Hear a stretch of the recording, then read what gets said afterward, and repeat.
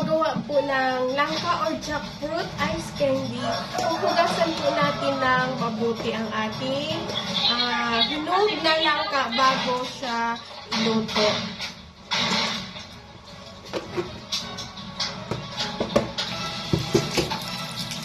Para siya maging malinis.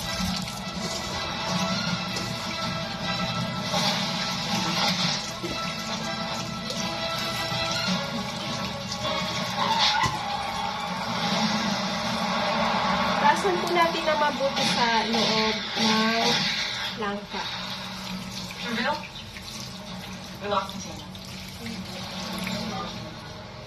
Ang pangalawa naman natin gagawin ay mag-i-slice tayo ng langka para kapag kinain po natin sa ice candy ay meron po tayong makagat-kagat. Ayan. Hiwain lang ng maliliit-liit. Mga ingredients sa paggawa ng ice candy langka flavor.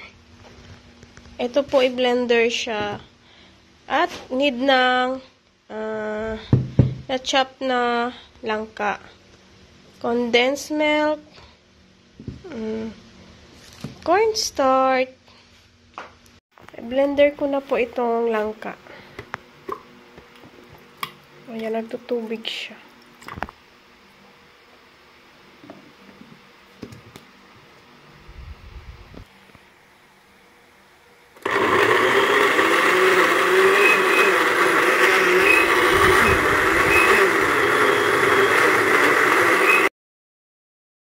Lalagay ko na po ang 1 cup of cornstarch. Lalagay ko na po ang 1 cup of cornstarch. Ilalagay ko na po ang chopped na jackfruit.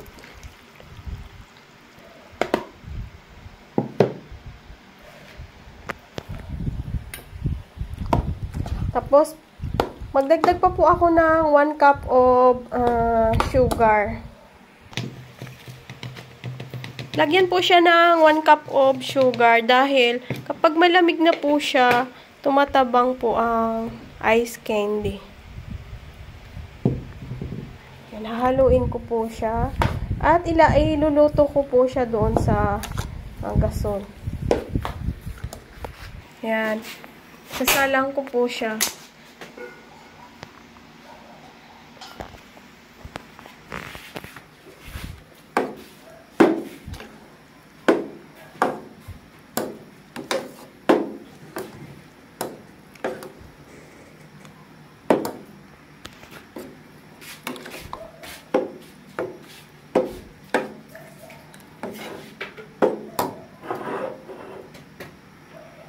Pwede ko na po idagdag ang condensed milk kapag lumamig na ito. Pagkatapos ko po isasalang, kapag lumamig na po itong langka.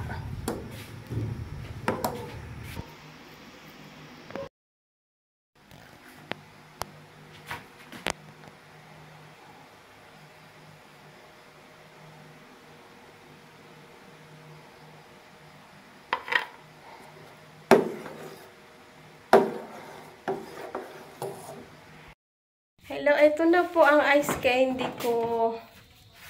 Ayan. Napakadami.